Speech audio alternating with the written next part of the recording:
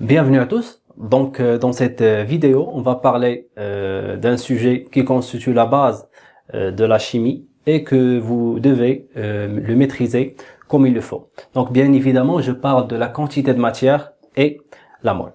Donc, que veut dire la quantité de matière? Tout simplement, c'est une grandeur qui désigne un certain nombre de particules. Je répète, la quantité de matière est une grandeur qui désigne un nombre de particules. Donc, comme toutes les autres grandeurs, on va lui attribuer un symbole. Donc, le symbole de la quantité de matière sera petit n. D'accord? Donc, petit n désigne le symbole de cette grandeur-là. La mole, tout simplement, c'est l'unité de la quantité de matière. On va lui attribuer, d'accord, un symbole. C'est MOL, ça veut dire c'est mol. On va enlever juste le E. Donc, comme la masse, donc la masse, elle possède un symbole, c'est petit m, et son unité c'est le gramme, son symbole est petit g. Très bien. Donc, que veut dire une mole? Donc, on a dit que la quantité de matière, c'est un nombre de particules. D'accord? Et mol, c'est l'unité de la quantité de matière. Donc, lorsque je vous dis une mole de particules, ça veut dire quoi? Tout simplement, ça veut dire ce nombre-là. 6,02 10 puissance 23 particules. Donc, lorsque je vous dis une mole de fer, d'accord? Donc, je vais écrire ça. Une mole de fer. Donc, je parle de quoi? De 6,02 10 puissance 23 atomes de fer. Lorsque je vous dis une mole d'eau, d'eau, c'est-à-dire H2O, bien sûr, je parle de 6,02 10 puissance 23 molécules, cette fois-ci, molécules d'eau. Lorsque je vous dis par exemple une mole de Cu de plus, des ions Cu de plus, des ions cuivre 2, je parle bien sûr 6,02 10 puissance 23 ions de cuivre 2. Très bien. Donc, une mole, c'est un nombre de particules qui est égal à 6,02 10 puissance 23 particules. Et une particule, ça peut être molécule, atome, ion, proton, neutron, électron, etc. Ce sera n'importe quelle particule. D'accord? Donc maintenant, vous allez me poser la question, pourquoi pourquoi on a inventé cette grandeur-là, pourquoi la mole, ça sert à quoi? Tout simplement, je vais faire un parallèle simple, je vais donner un exemple de la vie courante. Supposons que l'on va chez l'épicier, d'accord, et on veut acheter, par exemple, portion de fromage. Donc, au lieu de dire donnez-moi portion de fromage, on va dire tout simplement donnez-moi une boîte de fromage. D'accord? Donc, et on sait, tout le monde sait, moi et l'épicier, on est d'accord que une boîte de fromage, c'est portions de fromage. Si je veux par exemple si je veux 16 portions de fromage, je vais pas lui dire donnez-moi 16, donc c'est plus simple de lui dire tout simplement donnez-moi 2 boîtes de fromage. Alors, c'est la même chose ici pour les moles. Donc, au lieu de dire 6,02 10 puissance 23 particules, atomes, ions ou molécules, je vais dire tout simplement une mole d'ion, une mole d'atome, une mole de n'importe quelle particule. D'accord? Donc, c'est l'utilité de la mole ou bien de la quantité de matière, c'est que on peut réduire les nombres, les chiffres gigantesques des particules à des chiffres qui tournent autour de l'unité. C'est-à-dire au lieu de dire voilà 6,10 puissance 23 ou bien 12,10 puissance 12,02 10 puissance 23, on va dire tout simplement 2 mol, 1 demi-mol, 0,5 mol. Donc ce sont des chiffres qui sont à notre échelle. Je parle ici à l'échelle macroscopique, d'accord? Et cette échelle-là, ça veut dire l'échelle des nombres des particules, c'est l'échelle de quoi? C'est l'échelle microscopique. Parce que on sait déjà que les particules sont des entités qui sont infiniment petites. Donc par exemple, un grain de sable, bien sûr, contient des milliards de particules. Donc au lieu de dire ces nombres-là, au lieu de les écrire, on remplace ça par des moles et des quantités de matière. Donc pour mieux comprendre les choses, voyons ensemble cet exemple-là. Donc l'objet de cet exemple est de calculer le nombre d'atomes qu'on trouve ou bien qu'on peut trouver dans un clou. La masse du clou, c'est 2 grammes. Donc on sait déjà que les clous du fer, bien sûr, se composent d'atomes de fer. C'est une espèce atomique, d'accord? Donc pour pouvoir calculer le nombre d'atomes, donc il faut connaître tout simplement la masse d'un seul atome. Et puisqu'on a la masse totale de quoi? Du clou, on peut diviser cette masse-là par la masse d'un seul atome, d'accord? Et comme ça, on va pouvoir trouver le nombre d'atomes constituant ce clou-là. Donc, comment calculer la masse d'un atome de fer? Donc, voilà le symbole d'un atome de fer. Donc, je vous rappelle que le symbole d'un atome s'écrit de cette façon-là. Donc, rappelez-vous de la leçon du modèle atomique. Donc, on a vu comment on peut écrire comment on peut symboliser un atome. Donc, avec A désigne le nombre de nucléons. D'accord? Donc, qui dit nucléon dit proton et neutron. Donc, c'est proton plus neutron. D'accord? Et Z, c'est le nombre de protons.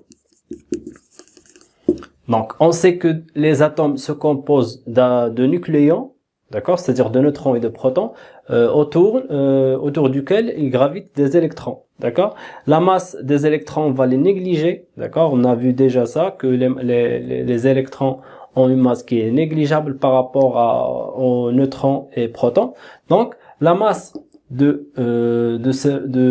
atome de fer sera tout simplement le nombre de protons, d'accord, fois la masse de protons, plus le nombre de neutrons fois la masse des neutrons. Donc, et on a déjà ici le nombre de protons est à peu près égal au nombre de neutrons qui est égal à ça. Donc, tout simplement, on peut dire que ça, c'est le nombre de nucléons fois le nombre de protons. D'accord? Donc, on peut faire ici l'application numérique. A, c'est 6 fois la masse du proton, c'est 1,67 10 puissance 25. Donc, j'ai déjà fait le calcul ici. Donc, on va trouver 9,352 10 puissance moins 26 kg. Ça, c'est bon. Donc, maintenant, on veut calculer le nombre d'atomes. Donc, on a déjà la masse d'un seul atome, d'accord? Et on a la masse totale du clou. Donc, le nombre, je vais désigner le nombre d'atomes dans ce clou par grand N, égale à tout simplement la masse totale du clou, qui est 2 grammes sur la masse d'un seul atome. Donc, déjà, il faut faire attention ici, on a kilogramme. Et ici, on a grammes, donc il faut convertir pour avoir la même unité. Donc, je vais convertir ça en grammes. Donc, ça va donner tout simplement 9,352 10 puissance moins 23 grammes. Donc, ça, c'est 2 divisé par 9,352 10 puissance 23. Et on calcule ça. Donc, je vais trouver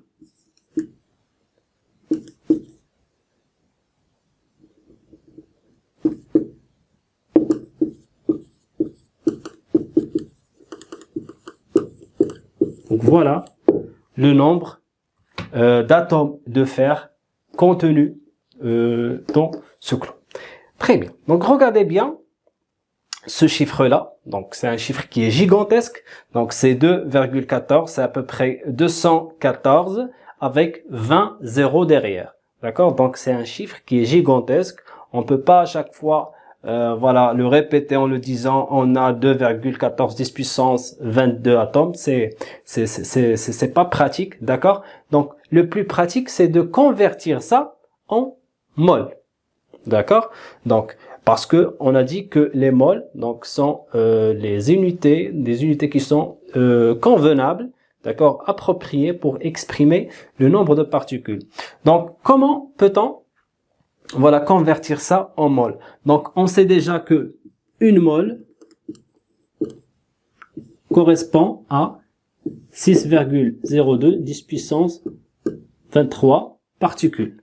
Donc, et X mol, c'est le nombre de la quantité de matière qu'on cherche ici. Donc, on a déjà dit que petit n, c'est la quantité de matière, correspond à ce chiffre-là, pardon, à ce chiffre-là. C'est 2,20, 14 10 puissance 22. Donc, je vais effacer pour avoir plus de place. Donc, le nombre de particules dans le clou, ou bien la quantité de matière dans ce clou, c'est n, on a dit. Donc, on va utiliser la règle de 3. Donc, ça va donner 2,14 10 puissance, voilà, 22 fois 1 mol, d'accord, sur, bien sûr, 6,02 10 puissance 23. Donc, on peut calculer ça. Donc, on trouve que ça égale 0,0, voilà, 35 mol. Donc, c'est à peu près, donc, 3,5 10 puissance moins 2 mol. Donc, vous voyez l'utilité, donc, de la mol. Donc, au lieu de dire que ce clou-là contient 2,14 10 puissance 22 atomes de bien sûr de fer, il suffit tout simplement de dire que la quantité de matière du fer contenue dans ce clou est de 3,5 10 puissance moins 2 mol. Donc c'est plus simple, c'est plus pratique. Un autre exemple, supposons que je dispose de, voilà, 9, on va dire 9,03 10 puissance 23 molécules de dioxyde de carbone, c'est-à-dire de symbole CO2. Donc ça, c'est un nombre de molécules dans un volume de dioxyde de carbone. D'accord? Donc ce nombre-là, bien sûr, il est gigantesque. Donc au lieu d'écrire ça, donc je vais le convertir en mol. Donc je peux utiliser la règle de 3. Donc, on va dire un seul mol correspond à 6,02 10 puissance 23 et N, quantité de matière contenue dans ce volume-là, égale à ça, à 9,03. Donc, on va aboutir à quoi? À N égale à 9,03 10 puissance 23 sur, donc on prend toujours le nombre, d'accord, sur la quantité de, le nombre de particules, 3. D'accord, on va trouver que c'est égal à 1,5 mol. Donc, au lieu de dire ce chiffre-là, ce nombre-là de molécules de dioxyde de carbone, donc au lieu de dire ça, on va dire tout simplement 1,5 mol. Donc, de façon générale, comment on peut passer d'un nombre de particules au nombre de moles? Tout simplement, regardez bien qu'est-ce qu'on fait ici. On prend toujours le nombre de particules et on le divise par ce nombre-là. En fait, ce nombre-là, il a une appellation. On appelle ça nombre, ou bien constante d'Avogadro.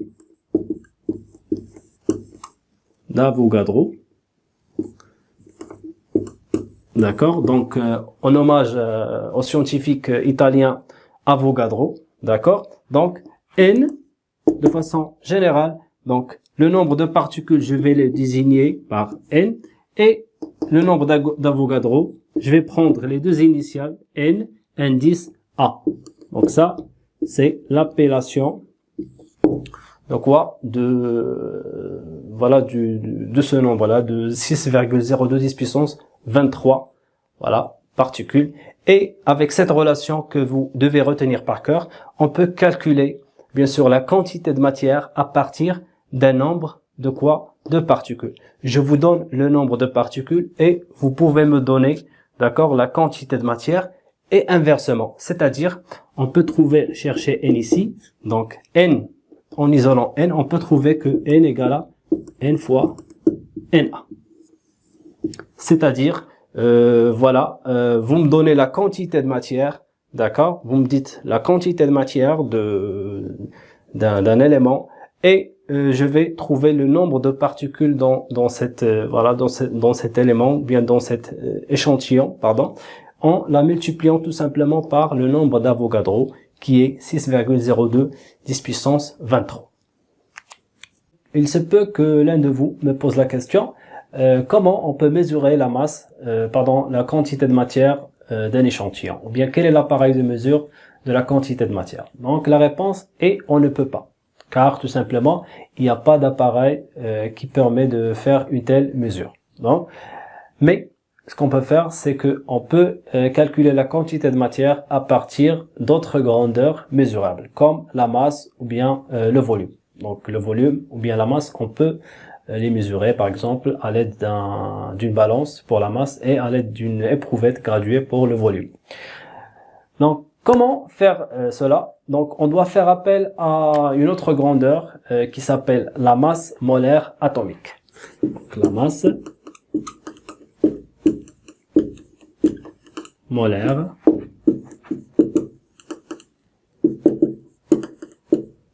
atomique. Donc la masse molaire atomique, on va la symboliser par M et par définition, elle désigne la masse d'une seule mole d'atome. Donc on va écrire ça. L'unité de la masse molaire atomique sera gramme par mole. Donc, comment on peut calculer la masse molaire atomique? Donc, voyons ensemble cet exemple-là.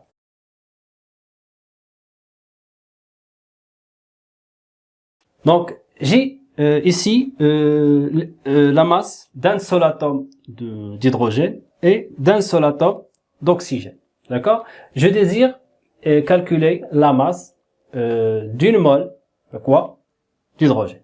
Donc, pour faire ceci, il faut connaître le nombre de particules ou bien d'atomes contenus dans une mole, d'accord, d'atomes d'hydrogène, chose qu'on sait déjà. Donc, on sait qu'une mole contient le nombre d'Avogadro qui est 6,02 10 puissance 23 particules ou bien atomes de carbone. Donc, pour trouver la masse, ça, grand M, c'est la masse molaire de quoi? De l'hydrogène. Il suffit tout simplement de multiplier la masse d'un seul atome qui est 0,6 167 grammes fois, et on va le multiplier par une mole, ou bien c'est-à-dire le nombre de particules contenues dans une mole qui est 6,02 10 puissance 23, et on va trouver à peu près 1 gramme par mole. Notez bien ici que l'unité du nombre d'Avogadro, donc Na, donc on a dit que Na égale à 6,02 10 puissance moins 23, et son unité c'est mol moins 1, c'est-à-dire quelque chose par mol. Donc c'est pour cette raison on a obtenu ici gramme, d'accord, ça c'est gramme, et ça c'est mol moins 1. Donc c'est pour cette raison on a obtenu 1 gramme par mol. D'accord. La masse molaire de l'oxygène, on peut faire la même chose, on multiplie la masse d'un seul atome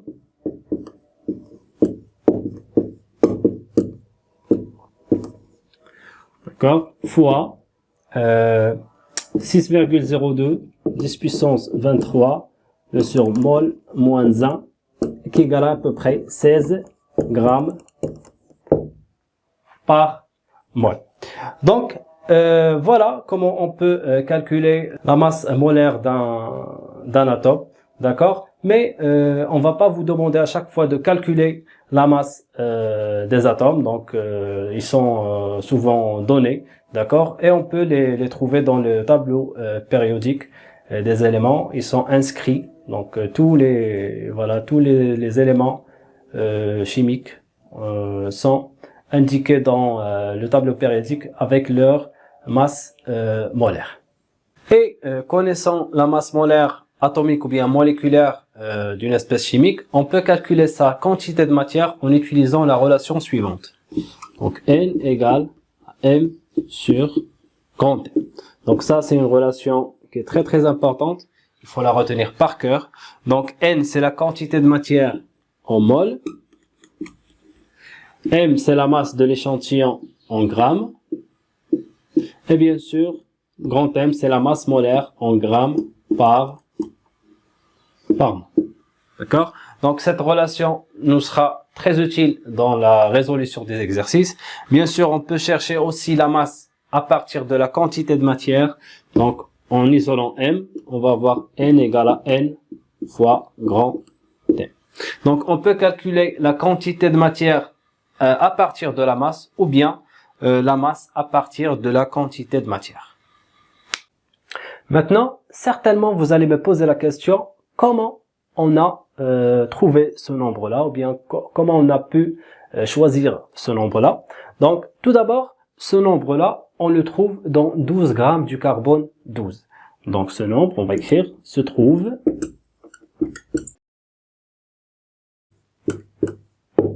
le carbone 12, parce qu'il y a pas mal de types de carbone. Donc, rappelez-vous des isotopes.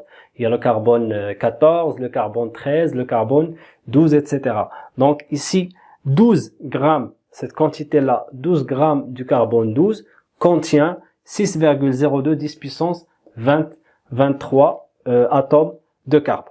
D'accord? Et ça, c'est la définition que l'on a adoptée pour toutes les particules. Donc on a dit une mole de particules, c'est 6,02 10 puissance 23 particules. Donc vous allez me dire maintenant pourquoi exactement ce nombre-là, pourquoi on n'a pas choisi 10 puissance 40, 10 puissance 50, 10 puissance 10. Donc tout ce que je peux vous dire, c'est que il y a des longues études qui ont été élaborées pour aboutir à ce nombre-là. D'accord? C'est un nombre très spécial. D'accord? Il n'était pas choisi aléatoirement. D'accord? Donc, tout ce que je peux vous dire, c'est que le choix de ce nombre-là permet que la masse molaire d'un élément soit égale au nombre de nucléons de cet élément. Par exemple, donc on sait que pour l'oxygène, il s'écrit de cette façon-là, d'accord? Donc, le nombre de nucléons ici, c'est 16. Donc, on peut dire tout simplement la masse de l'oxygène égale à 16 grammes par mol directement. Et pour le carbone 12, d'accord, la masse molaire du carbone est à peu près, donc c'est à peu près 12 grammes par mol. Donc on voit directement le nombre de nucléons, c'est le nombre bien la valeur de la masse molaire. Pour l'hydrogène, d'accord, donc la masse molaire de l'hydrogène, d'accord, c'est 1 gramme par mol. D'accord? Donc ça justifie le choix de ce nombre-là, parce que s'il y avait un autre nombre, autre que celui-là, on ne peut pas trouver ces chiffres-là, on ne peut pas trouver que la masse molaire égale à peu près le nombre, ou bien la valeur du nombre de nucléons. Donc c'est tout pour cette leçon. Notre vidéo touche à sa fin. J'espère que c'était clair pour tout le monde. Très bon courage à vous. Au revoir.